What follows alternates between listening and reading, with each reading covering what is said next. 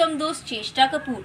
तो फ्रेंड्स, आज इस वीडियो में हम पढ़ेंगे मैक्रो इकोनॉमिक्स क्लास 12 का चैप्टर 7 और उसका टॉपिक सेविंग फंक्शन। तो इस वीडियो का हमारा टॉपिक है saving function. Now what is it? The functional relationship between S and Y is called saving function.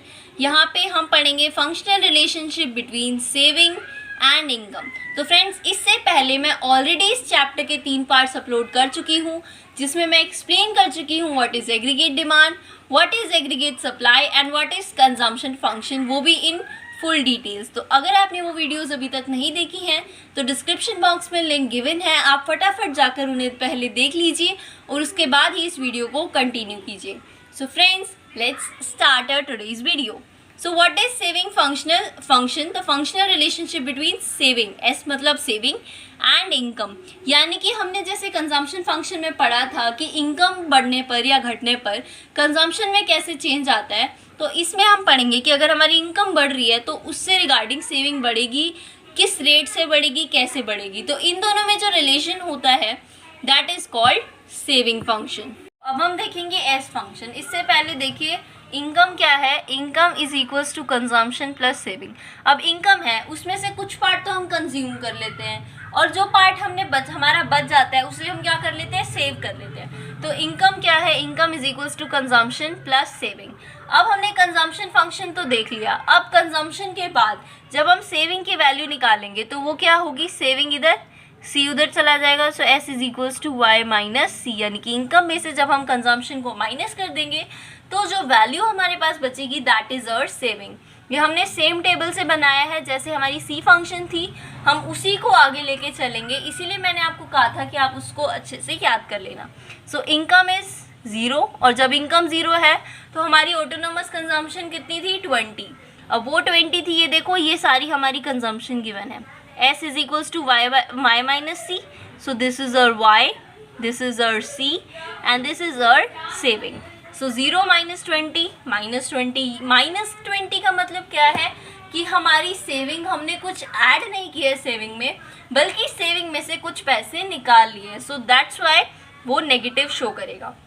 Next, जब इनकम 50 है तो 50 और कंजम्पशन ज़्यादा है 60 तो फिर -10। अब 100 पे 100 हमारा ब्रेक इवन पॉइंट है। जब ब्रेक इवन पॉइंट है, सारी इनकम हमने कंज्यूम कर ली तो सेविंग कितनी हो गई हमारी, 0। और लास्ट में जब 150 इनकम है और कंज्यूम कर रहे हैं हम 140 तो इनकम कितनी हो गई, सेविंग कितनी हो गई हमारी, 10। So S increases as Y increases. देखिए एस इंक्रीज हो रहा है जैसे जैसे हमारा वाई इंक्रीज हो रहा है। पहले ये था -20, अभी हो गया -10, सो ये इंक्रीज हो गया।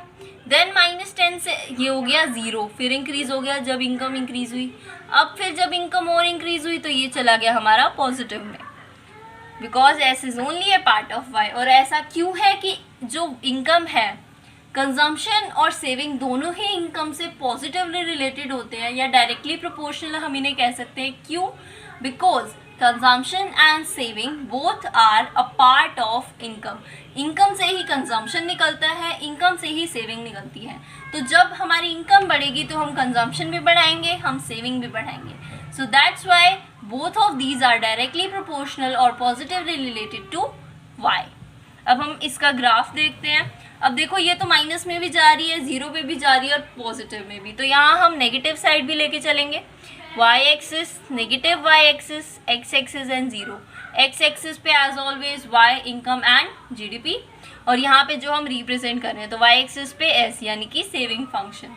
और ये हमारा डायग्राम बन गया -20 देन -10 0 एंड, तो इसका ग्राफ समथिंग लाइक दिस जाता है। अब s line is positively sloped moving upward from left to right. मैंने अभी बता दिया ये पॉजिटिवली होती है, पॉजिटिवली स्लोप्ड है यानी कि इंक्रीज कर रही है। नेगेटिव से पॉजिटिव जा रही है तो ऑब्वियसली ये इंक्रीज ही कर रही है। S line crosses the X axis when y is 100। It indicates that s is 0 when y is 100 and this is because y is equals to c। It is called break even point. Confuse मत होना, मैंने इतनी लंबी line पढ़ दी। इस line में सिर्फ इतनी सी बात बताई है कि सेविंग जो है, एस फंक्शन की जो लाइन है एस लाइन, वो x को कट कर रही है एट 100। और ऐसा क्यों है? क्योंकि इस पॉइंट पे सेविंग 0 है। सेविंग ज़ीरो है, क्यों? क्योंकि इस पॉइंट पे, ये पॉइंट है हमारा ब्रेक इवन पॉइंट, यहाँ पे हमारी इनकम और कंजम्पशन एक दूसरे के बराबर है और सेविंग हमारी ज़ीरो है। इसे हम कहते हैं ब्रेक इवन पॉइंट। अब जैसे हमारे पास था MPC और APC, वैसे ही हमारे पास है MPS और APS। सबसे पहले MPS, that is marginal propensity to save. It is the ratio between additional saving and additional income. ये किसका रेशियो है? Additional saving and additional income का, यानी कि delta S upon delta Y, delta S upon delta Y. और ये हमें क्या बताएगा कि इनकम में चेंज आने पर, जितना इनकम में चेंज हुआ उससे रिगार्डिंग हमारी जो सेविंग्स थी उसमें कितना चेंज हुआ। जैसे कि हम इस टेबल में देखते हैं, इनकम में कितना चेंज हुआ? 50 प्लस 50, और इसमें कितना चेंज हुआ? प्लस 10। अब जब इसमें हमने प्लस 10 किया तभी तो ये माइनस 10 हो गया ना। जब हम करेंगे -20 प्लस 10 तो हमारे पास क्या आ जाएगा? -10, राइट। तो इसका MPS कितना हो जाएगा? डेल्टा S कितना है हमारे पास? 10। देखो यहाँ पे भी 10 प्लस किया, यहाँ पे भी 10 प्लस किया, तो MPS डेल्टा S कितना है हमारे पास? 10, और डेल्टा Y कितना है हमारे पास? 50। तो ये कितना हो जाएगा इसका हमारा MPS? 10/50, that is 0.2। आगे हम चलते हैं APS की तरफ। So now APS, that is average propensity to consume. It is the ratio between total saving and total income. That is APS is equals to S/Y. यानी total income जो है उसमें से total income का जितना भी portion हम save कर रहे हैं, that is वो हमारे पास value निकल के आएगी APS की, total saving by total income. So slope of S function is indicated by MPS. How? Let's see. तो इसे समझने के लिए सबसे पहले हम S लाइन बनाएंगे, यानी कि सेविंग फंक्शन का ग्राफ बनाएंगे हम, ठीक है। तो दिस मैं रफली बना रही हूँ, राइट। सो दिस इज और X axis, origin, Y axis and Y negative axis. ये हमारा Y और ये हमारा S। यहाँ पे इनकम और GDP भी लिखना है हमने, इनकम एंड GDP। तो इसकी लाइन कैसे जाती है? From negative to 0 and then positive. This is और S लाइन, ठीक है। अब हमने बताना है, हम क्या जानना चाहते हैं कि S फंक्शन जो है वो किससे इंडिकेट हो रहा है। ये लाइन हमें क्या बता रही है कि S function is indicated by MPS। How?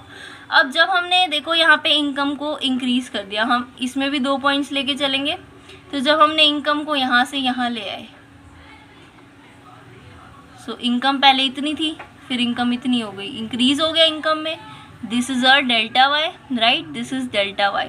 तो इससे जब हमने इनकम इतनी थी तो हमारा सेविंग फंक्शन यहाँ पे था, और जब हमारी इनकम इतनी हो गई, यहाँ पे आ गई, तो हमारा एस फंक्शन कहाँ पे है? यहाँ पे आ गया। यानी एस फंक्शन में भी इंक्रीज, जब हमने वाई में चेंज किया, इंक्रीज किया, तो एस भी चेंज हो गया, that is delta S, delta S, ठीक है। और इसकी वैल्यू जब हम निकालेंगे, ये स्लोप होता है इस फंक्शन का, ये पूरा एक स्लोप होता है। आप किसी भी पार्ट की वैल्यू निकाल लोगे, that is slope of S line. और इसका स्लोप कैसे निकलेगा? Delta S upon delta Y, और delta S upon delta Y का मतलब क्या है? MPS, यानी कि slope of S line is MPS। That's why we says that slope of S function is indicated by MPS। I hope आपको ये concept समझ में आ गया होगा। आगे रीड करते हैं। Slope of a straight line S function is constant as, आगे हम पढ़ते हैं, slope of a straight line S function is constant as MPS। Slope of a straight line S function is constant as MPS is constant. हमने पढ़ा table के according जो rate है, जिस रेट से इनकम इंक्रीज कर रही है उसी रेट से हमारी सेविंग इंक्रीज कर रही है, यानी कि दोनों ही कॉन्स्टेंटली इंक्रीज कर रहे हैं। And such an S function is called linear saving function.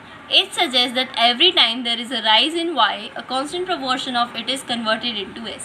अब जब इससे हमें क्या पता चलता है कि जब हमारा y इंक्रीज कर रहा है तो हर बार उसका एक कांस्टेंट प्रोपोर्शन, यानी कि एक कांस्टेंट प्रोपोर्शन, यानी कि 50 था, जैसे हमारी इनकम जब 50 से इंक्रीज कर रही है तो उसमें से हर बार 10 जो है, 10 रुपीज़ कह लो यहाँ पे, कि 10 रुपीज़ जो है हर बार हम सेव कर रहे हैं। सो that is a constant proportion. Now algebraic presentation of S function, यानी कि एस फंक्शन को हम एल्जेब्रिकली कैसे रिप्रेजेंट करते हैं। S is equals to minus of C bar, यानी कि सी बार हमने क्या पढ़ा था, ऑटोनॉमस कंजम्पशन, और यहाँ पे माइनस ऑफ सी बार आ गया, यानी कि जब y 0 है तो हमारी सेविंग कितनी होती है। So that is minus C bar plus 1 minus B Y, यानी कि b का मतलब यहाँ भी MPC ही है, और 1 माइनस MPC का मतलब क्या है यहाँ पे MPS। और ये मैं आपको आगे बताऊंगी कि how one minus MPC is MPS। तो अभी इसकी एल्जेब्रिक प्रेजेंटेशन क्या है, S is equals to minus C bar plus 1 minus B Y. कैसे, अब जब अगर हमारी यहाँ पे देख लेते हैं हम सी बार, जब हमारे पास माइनस सी बार है 20, MPC हमने निकाला था लास्ट टेबल से 0.8, या फिर यहाँ हम डायरेक्ट 1 माइनस बी की जगह MPS लिख दें, चाहे तो आप 1 माइनस MPC कर लो। 1 माइनस 0.8 0.2, हमारा MPS कितना आया था 0.2। याद है आपको डेल्टा S कितना था 10 and delta Y 50 and that is 0.2। ठीक है, और इनकम कितनी है हमारी, अब हमने निकालना है कि किस इनकम पे हमने S निकालना है कि किस इनकम पे S कितना होगा। तो अगर हमारी इनकम है 50, अगर Y 50 है तो S कितना होगा हमारे पास, S will be, value put करते जाओ 20 प्लस में 1 माइनस बी मैंने निकाल दिया 0.2 एंड Y की वैल्यू कितनी दे रखी है हमें 50, तो 0.2 और 50, इसकी वैल्यू कितनी आ जाएगी हमारे पास यहाँ पे -10। So I hope this point is also clear to you. तो यहाँ पे हम वैल्यू पुट करते जाएंगे, S is equals to -20 plus 0.2 1 minus B and Y हमारे पास कितना है 50। सो -20 और इधर हम 2/10 कर दो तो इट्स 10, -20 प्लस 10 इज़ -10 और हमारे पास आंसर आ गया। सो हाउ, इसीलिए हम इससे ऐसे रिप्रेजेंट करते हैं। This is the algebraic representation of S function. Algebraic presentation of S function, इसको अब हम एक एग्जाम्पल के थ्रू समझते हैं। तो हम मान लेते हैं हमारा जो -c बार है वो कितना है हमारे पास -20, क्योंकि हमने ऑटोनॉमस कंजम्पशन जब पढ़ा था तो वो कितना लिया था हमने 20, तो यहाँ पे माइनस लगाना है हमने साथ में, तो हमने लगा दिया -20। MPC अगर आपको याद हो तो हमने निकाला था 0.8। MPC B की वैल्यू कितनी होती है MPC, B का मतलब MPC।